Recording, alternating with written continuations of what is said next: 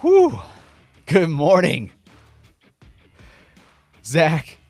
Everyone has seen the statistics by now. 15 and a half games back on July 8th, 10 and a half games back on September 1st within this past month, 9 and a half back on September 10th.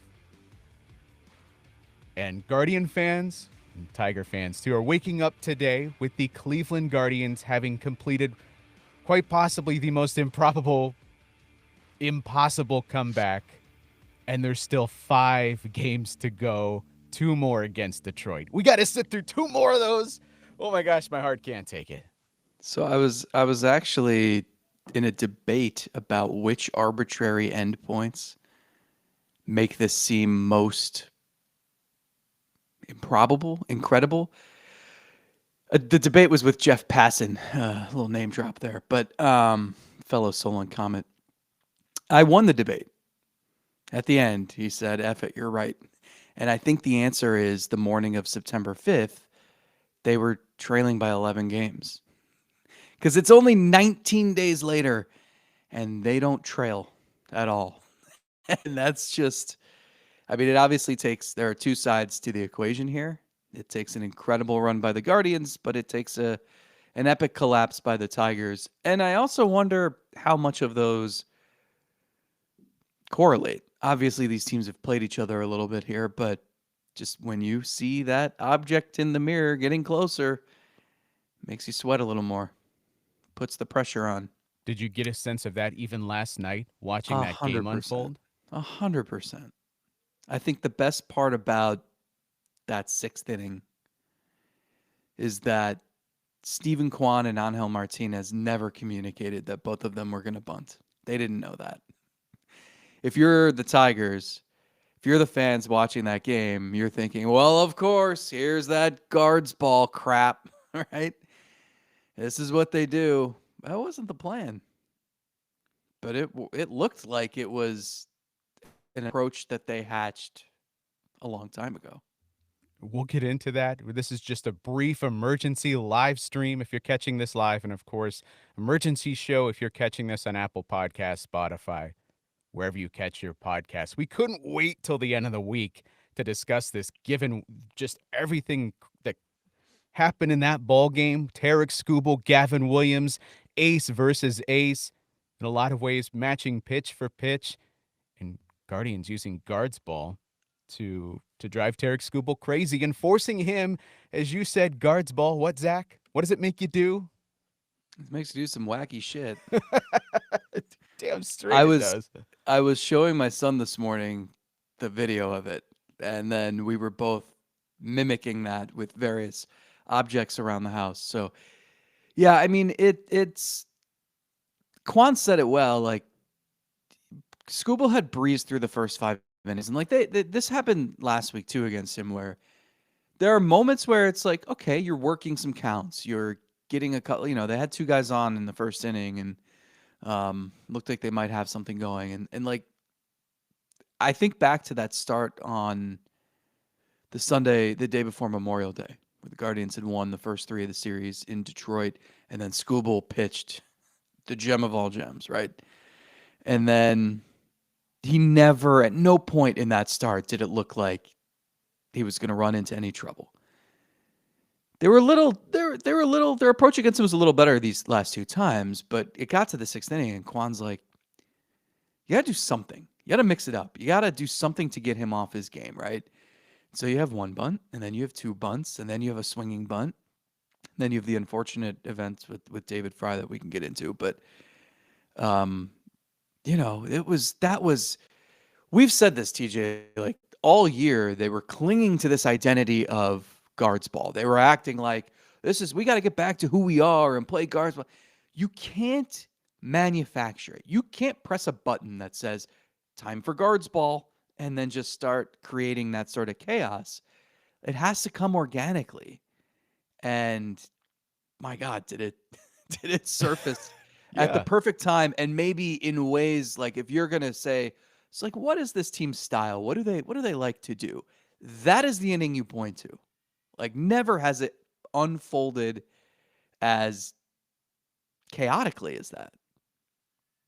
And it becomes an infectious thing where people scream that this is not sustainable. This is not something that you would ever sign up for and say, let's replicate that. That's true.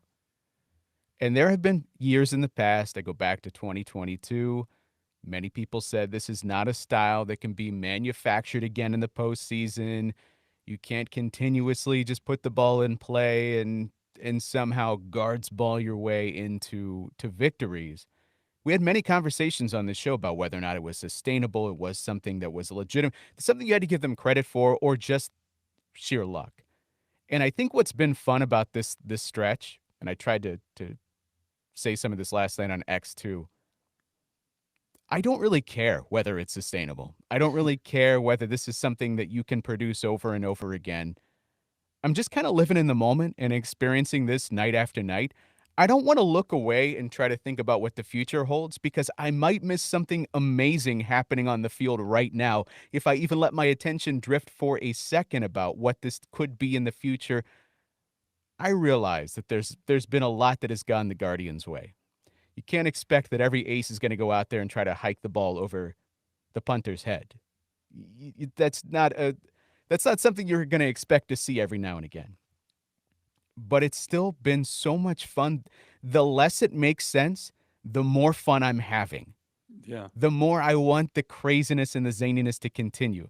I am out of the business of trying to figure out whether this is something that can work in the postseason. Someone sent me that last night. One of our listeners of the show, I think, sent us that. That this is a formula that can work in the postseason. I don't know that it is, and I don't know that I really care because I'm just having so much fun watching it. The Arm, Mr. Johnson X sent us that. Said this is a style that can work in the postseason. I don't know. This Maybe. is just beyond expectation. It's beyond explanation. It's Yeah. beyond anything. And I'm just living in the moment and experiencing and having so much fun just watching them make the other team go crazy. Yeah, I was struggling to write last night because the story seems almost obvious and yet difficult to wrap your head around at the same time, right? Like, oh my God, they've come back from 15 and a half back or 11 back in 2.5 weeks. We know that. And yet, so I ended the piece by saying, well, that inning could be defined by one question. How is this happening? And then I wrote, but the last 3 weeks can be defined by one question. How is this happening? Not everything needs an explanation. It's just sit back and enjoy it. After the summer you had where, there was just it was a miserable brand of base. Like if you're a Tigers fan watching that sixth inning unfold was after the stretch that they've had too, like that is the ultimate cherry on top. If you're a Cleveland fan, and what an atmosphere that was last night. Great job on the fans to show up. Um, but that's beautiful to watch. That's like going and seeing the Trans-Siberian Orchestra a couple days before Christmas. That's like it is music, right? And think about just the miserable brand of baseball they played for months this season. The offense has been inept from start to finish. Like that hasn't changed. It's just the expectations are different. The pitching is so good. You don't have to don't try to score 6 runs. No. Just get a timely hit or two or make some chaos happen. And you think about everything they've we said this the other day, TJ, like if you've committed to this journey from start to finish this year, like you've earned this.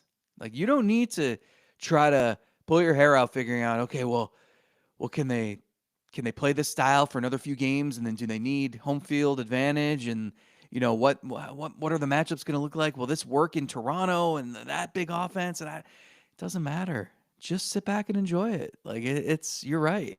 This is the sort of like palate cleanser that I think everybody has needed. And don't question it. You don't have to have an explanation. It's okay. I mean, how else can you explain them getting 3 runs and not having the ball leave the infield? How else can you explain that? It did leave the infield Well, when Scooble that's snapped it true. over his quarterback's head. That's true. Mike said in our chat here, gave Scooble the yips last night, and he couldn't shake it. And I saw the stat from Tony Paul of Detroit News that coming into the game, Tigers ace Tarek Skubal had 10 wild pitches, 7 errors, and 1 balk for his career, and he accomplished all 3 in the 6th inning. I flash back to Game 5. Of course, sort of a similar script was being followed throughout that game, and that Skubal was looking good, and it was a close game. Tigers had the early advantage, it seemed, and Skubal, the deeper you get into the game, the less you think you have a chance to come back, especially when they had that second run, that Riley Green screamer into the night. You're thinking, okay, well, it was a very good possibility here that Tarek Skubal was going to get you, and you're still going to need to go out and win the series. That's still in play. Maybe this is sort of what you expect to happen. But I flash back to Game 5 because it was a similar unraveling. And go back to when Jose got hit by the pitch. Mm-hmm. And then what happened immediately after? Well, An remember ambush. remember That the ball left the infield, by the remember way. the crowd noise at and Jose comes to bat and it's like it's crazy loud.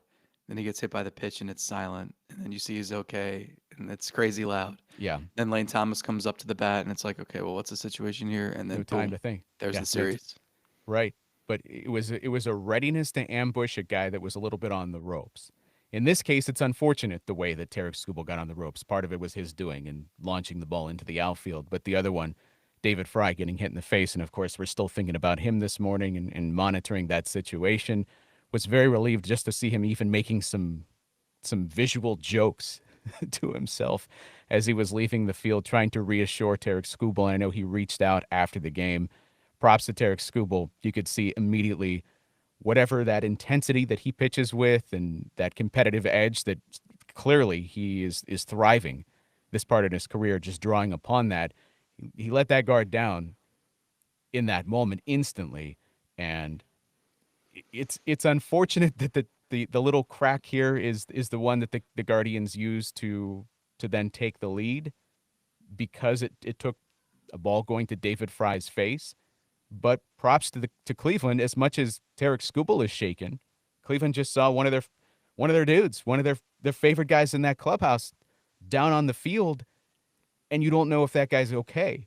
And he leaves the field, and instead of Cleveland also being shaken, they utilized that to try to take the lead there. But I just flashed back because it felt similar to what happened in Game 5 where Jose got hit and it took everyone a moment to see if he was okay. And before Mm-hmm. you knew it, they had taken the lead on Tarek Skubal and just utilized that brief moment. That might be all you get off a pitcher like that. And they utilized that in Game 5, and they utilized that last night. So here's the difference. If you remember, that game got a little dicey, Game 5 last year, before the Guardians tacked on at the end. Remember, it was 5-3. I think Eli Morgan was pitching, and the tying run was at the plate, and just got a little hairy for a minute. Last night, Sabrowski, I thought he was going to throw an immaculate inning. He was 7 for 7, and guys just couldn't touch him. And then Gaddis with a scoreless eighth, and then Cade Smith came one strike from an immaculate inning. I mean, that bullpen, they were used a lot, even though the starting pitching was really good. You have to keep in mind they've got the 6-man rotation going. So while all these other teams have an extra reliever, the Guardians haven't been playing with an extra reliever. So, and they're when they win, they're not winning 10-2 usually. They're close games. So we've seen like Cade Smith, he couldn't pitch in the finale in Detroit last week, right? Like they've run away from Gaddis on certain days and Sabrowski on certain days. Well, how big was it over the weekend? You sweep that doubleheader and you only needed Colby Allard and Zach Kent out of the bullpen, right? And so then you get the off day Monday. These guys are rested. Didn't they look rested last night? I mean, that game, once it was 3-2, it Not felt like it was early. never in doubt. Not early, Tarek Skubal. And they had him a little bit on the ropes early in that game. And it felt like, ooh, you had a few opportunities, and not saying it's easy, but you get any sort of opportunity against Skubal. Then he came out in the third inning, and what was it like? It felt like it was 2.5 pitches to get him out of the inning. I think that was that inning. And it was feeling like, okay, he locked that in. And then the Tigers take the lead in the third inning. You had the back to back doubles. Let's go back to the fourth inning because that really helped set the stage later for Cleveland to eventually have this opportunity. Because Gavin Williams, he looked great early, was striking lots of guys out. But this is the inning where you started with the strikeout to Carpenter, then Torkelson walked. You had the infield single by Green, and then Dingler walked. You have the bases loaded. You already know you're operating with little to no margin for error against a guy like Skubal. And you have McKinstry and Perez coming up. To get those back to back strikeouts, you see the emotion then bubble to the surface for Gavin Williams. Which is that's an Incredible important point sequence. though. Yeah, Incredible so sequence. Gavin Williams is the most laid back dude on the planet, and I have asked him so many times this season if he ever gets do you get hyped up? Do you get, a game like this? He said last night, "No, just any other game." And like he doesn't listen to there's no song he's listening to get pumped up before his start. He's not on the mound, you rarely see that sort of emotion from him. He's got good tunnel vision. He's just such a laid back dude. And he says that helps him. Like he wants to stay even keel. He doesn't want to make anything feel bigger than it is.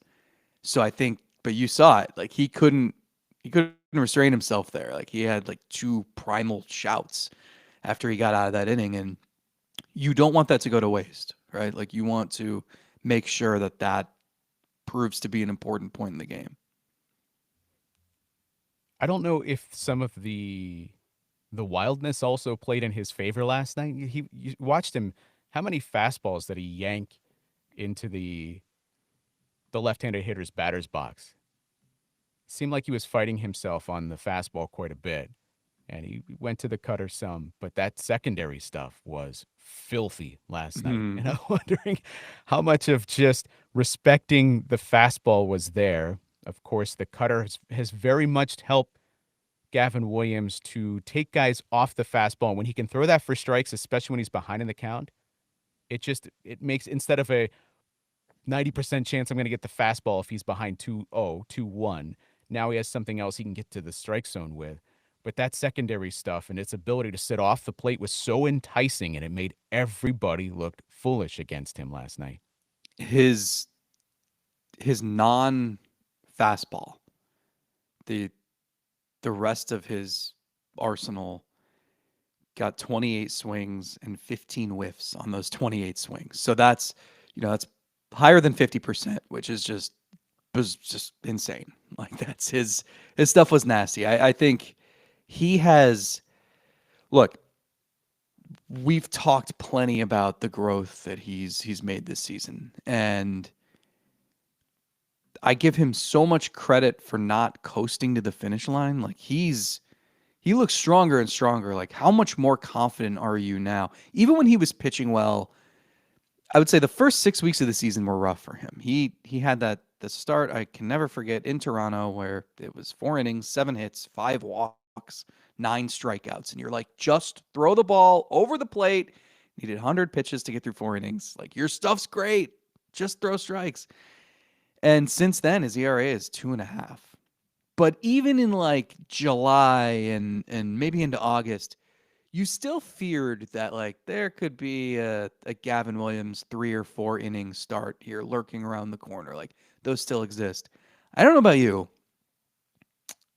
I'm not really like that's not an issue for me. I'm not fearing that anymore. Like I'm pretty confident he's going to go out and give you six strong innings, right? Like he's been so good. I mean, and you think back to where they were, like I know back in late April, early May, like they were having some tough conversations. They threw out the idea of sending him to AAA. I know Carl Willis stood up and said, "Look, please, I beg of you, this guy needs to stay in the majors. He needs consistent routines up here to work out the kinks with his delivery, to figure out which pitches play best off of each other," as he kept reworking that arsenal. Carl was right. He's always right. And I mean, this guy looks like You need a shirt. Where's the shirt that says Carl was right? He's always right. it's you if you get to the playoffs here, like, do you have any hesitations giving that guy the ball?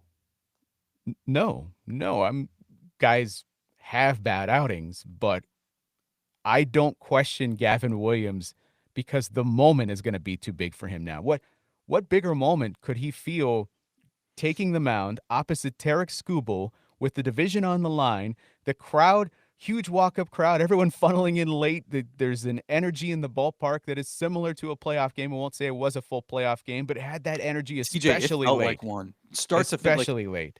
you know, I would say even like the media representation, the press box was full. The media interview room was full. It almost felt weird. Like, this is an aside, but they're gonna have to make a decision on John Means here in the next couple days. They're gonna have to do something with him. He can't just sit out in purgatory till the end of the year, Do but the something. AAA season is over. And so I asked about it pregame, and I felt so awkward asking about it because it's like, no, this is playoffs. We got to talk about the win streak and the division and the wild card race and all this stuff and the Tigers collapsing and Scooble, and I'm just like, oh, what about John Means? And it just like felt awkward because it is the playoffs. Every bit of it felt Yeah. like the postseason, and like the crowd was electric, and like, I don't know. It really, you could have, if you would have put that, if you would have shown me video from last night, maybe in the sixth inning, and compare it to video of the division series last year, it wouldn't have looked out of place. You would have assumed that that was part of that series. Yeah. It took some time because this was something that's happened so fast. Everyone wanted to get to the ballpark, and so there's that line as it's the bottom of the first inning, and people are still just funneling in, as opposed to the postseason where it's a little bit more. Okay, everyone knows this is coming, and so you're W- prepared for this. There's just We the everyone wants to be part of this right now. we were joking. What's it been? 2 weeks. Slade Ciccone carried the no hitter into the eighth inning.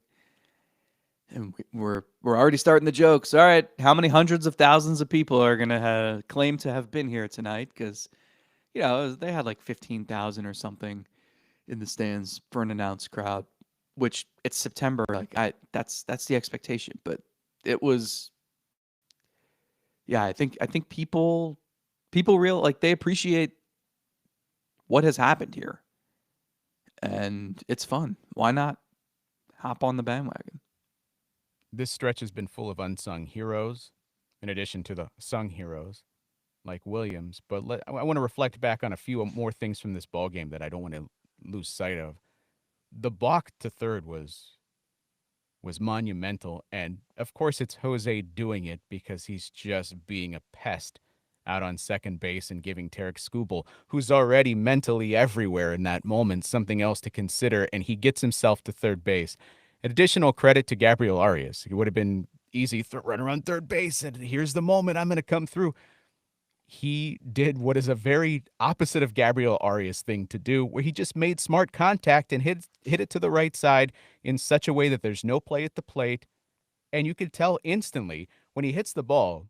There's no mental processing of what happening where I made weak contact. Oh, maybe the guy will score.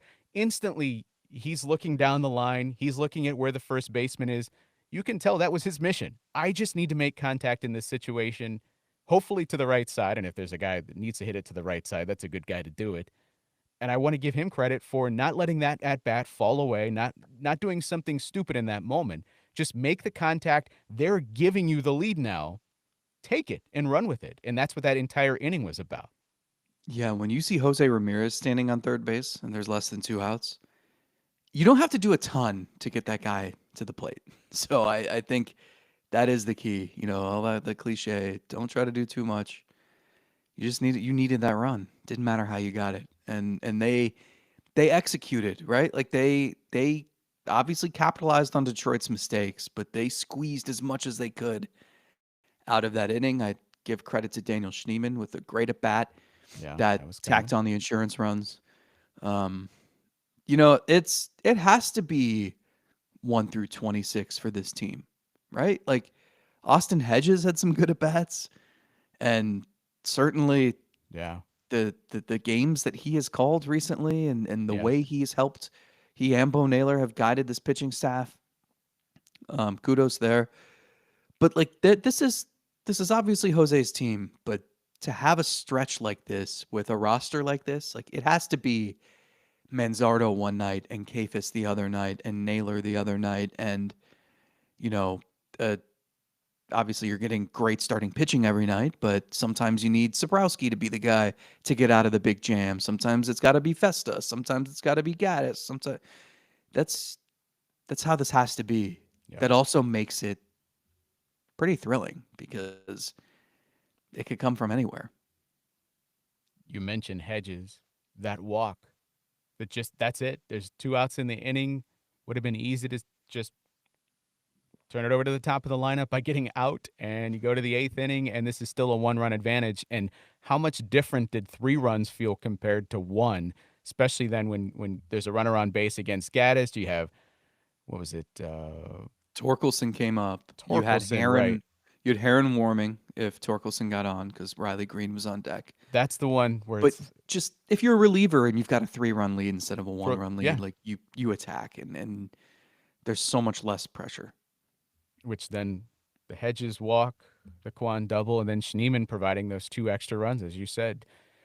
Stephen Vogt, someone had mentioned this I've so many comments coming from different places over the last 12 hours. Someone mentioned just they're impressed by Stephen Vogt has not abandoned just playing everybody and just do this is the formula now that has been working. And a guy like Austin Hedges, it's not like he just goes to the bench because Bo's been hot and they are still playing this like they've been playing it here recently.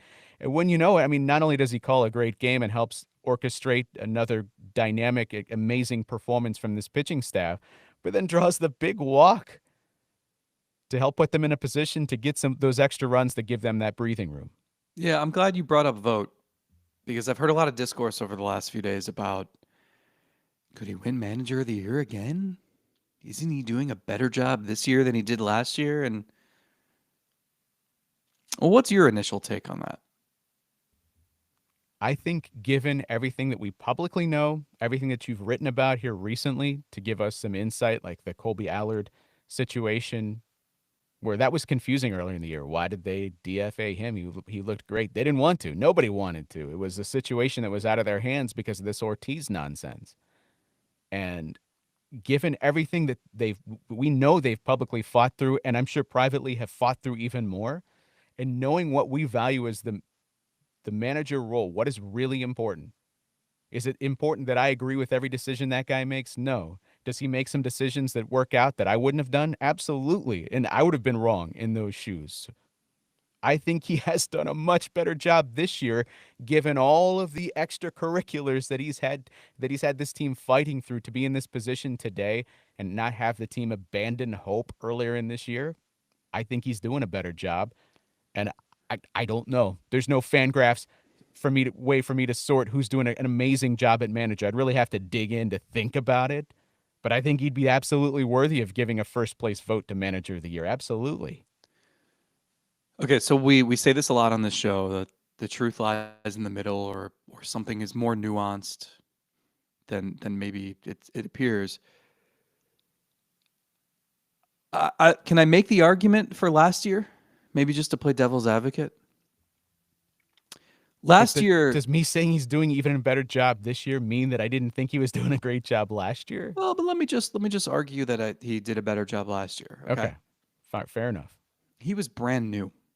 He had 1 year of coaching experience, and that was coaching the bullpen in Seattle. Right? He didn't know his players. He knew Ramon Laureano because he played with him. Right? He had to get to know all of these guys and understand how they tick. And what made Terry Francona so great, it's that he knew his players intimately so that he knew what he could say to them and when and how.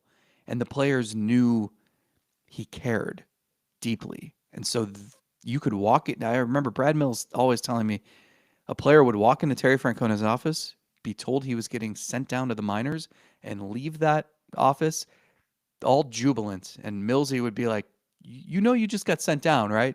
And the player would be like, yeah, but man, I'd run through a brick wall for Tito.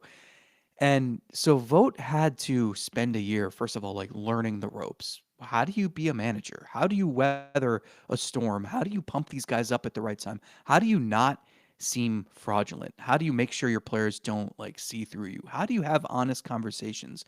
All of these things that he had to learn as they went. And also, let's not forget, yeah, they were in first place virtually start to finish, but there was that stretch in August where they lost 7 straight and they blew their division lead. It wasn't as easy as it seemed on the outside, right? Wait, sorry, that's not my argument. That's Stephen Vogt's argument. He was stopped somewhere in public earlier this season, a couple months ago, and the person who stopped him just said something like, "Oh man, bet you wish it was as easy as it was last year." And he's like, "Well, hang on a second." He had There was just so much on his plate as a first year manager, and it just so happened that he pulled the right levers and things worked and that team gelled quickly and they got off to a great start and they didn't look back. And so maybe on the outside it looked easy, but he had no idea really what he was how would you know what you're getting yourself into when you take on that new role, and it's 162 games and you're meeting with the media twice a day every single day, and you've just got to keep 26 people and a coaching staff all in the right frame of mind at all times. And it's a lot to juggle. And going through that made him equipped to handle everything they went through this year. If you want to vote for him for manager of the year, go for it. He deserves a ton of credit for what he's gotten this season. But I think it's important, and would stress this too, to understand that the job he did last year set him up to be able to push the right buttons this year. And he knows his players so well. And there is that trust factor. And there is that, the Colby Allard thing that I wrote about this week. Like, you see how much he cares about his players and how much he cares about the job, and like how much it bothers him when something is off, right? But it took last year understanding how to connect with his players to be able to guide the team through all that stuff all summer. So it's just important, when I hear people say, "Oh, he's doing a better job this year than last year." Well, he's just doing a different job. I think if he's doing a better job this year, it's because of the job he did last year. Fair enough. Couple things real quick as we wrap up this emergency show, emergency live stream, and emergency show. If you're catching us on Apple Podcasts, Spotify, all the podcast places. One, what was the latest for those that are just joining us in David Fry in that situation? Yeah, so he was transferred late last night to the main campus of the Cleveland Clinic, where they held him just to keep tabs on him. We don't know a lot. We'll know more here as the day progresses, but I think Stephen Vogt was.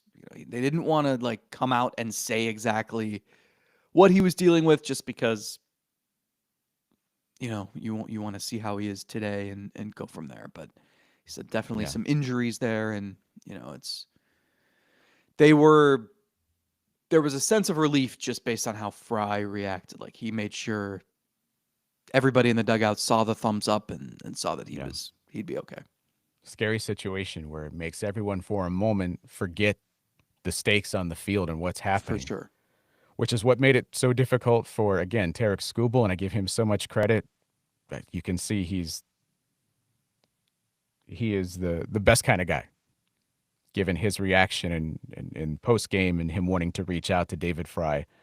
And credit to the Guardians. I mean, everyone wants to say that, hey, Tarek Skubal, it's sort of unfair. He had to rebound immediately from that situation. But credit to the Guardians. They also are dealing with this too, and they just see they're Imagine being a George friend. Valera. Yeah. Valera's like, what's the meme of that kid like sitting there like, me? What? Like, hey Yeah. man, you're gonna like, imagine telling him yesterday morning, like, hey, you're probably gonna pinch hit in a 2-strike count in the most chaotic inning any of us have ever seen, with the winning runs ready to score. I mean, especially veteran guys, they know how to stay involved in the game. the guys that make a career of pinch hitting do it quite frequently, where they know the routine for how to keep the body warm and loose, and they're prepared for a situation. But you're a left-handed hitter on the bench. Tarek Skubal's in the game. At what point do you think you're coming in for any reason whatsoever? None whatsoever. Oh, by the way, No. you're only not only are you coming in, there's also 2 strikes on the scoreboard. Yeah. Good luck.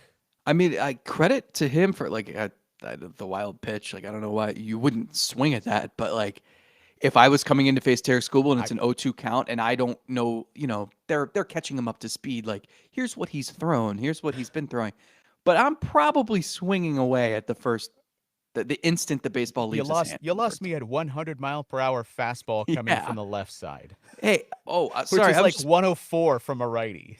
yeah. Oh, well, I was just playing Mario Kart. What's the situation here? Yeah, Like, ridiculous. So credit to Cleveland. They also see that happen and bounce back and use that as their way to gain the lead. Last thing, scoreboard watching has been incredibly fun. Houston loses last night.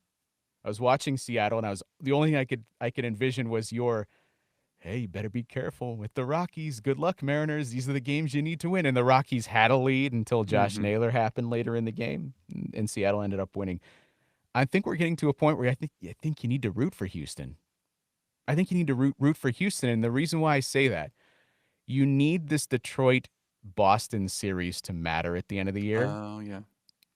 And you need that last game of the season to matter. What if Cleveland and Detroit match up in the first round? And this is all predicated on them still holding on to the I'm division kind of lead. sick That's of the still important. Tigers, man. I know, but wouldn't it be better if Tarek Skubal couldn't pitch until a potential game 3, On short rest. Yeah. as opposed to being lined up to start game 1 of the season because they don't need him in that finale? And so that's why at this point it's sort of rooting against your interest, but it's also rooting for your interest, and it's why you should not try to manipulate things because you're going to drive yourself absolutely crazy. But Yeah. I I mean, think there's I think Houston needs to be close enough that Detroit and Boston, that series needs to matter, especially the last game of the season. yeah. So the Astros have 2 more with the Athletics, and then they go play the Angels for 3, and the Angels are just absolutely atrocious. Um, but you're right. I think it's a weird setup. Like, there's also like there's like a decent chance here that this is Guardians Tigers Part 3, and it's airing at 9:30 a.m. on ESPN The Ocho. But kind of it's. Do you really want to play them again? Like it's especially after they've just kicked their behinds here. I feel like it's tough to do it a You're third waiting for straight. the pendulum to swing back the other way. Yeah, just maybe let the Astros get in. The other thing is, if the Mariners would have lost last night, like we could have started talking like first round bye maybe. Would that be getting ahead of ourselves? You know me. I'm greedy. The bottom line is, if you just match the Tigers for the next 5 games, you win the division. Yeah. 5 games to go. It's not over yet, though. It felt like a climbing the mountain. Just make sure you don't lose your footing and fall off here in the final 5. Thanks for being here for this emergency show. We'll see you, who knows, maybe tonight, certainly later this week at Patreon. Bye.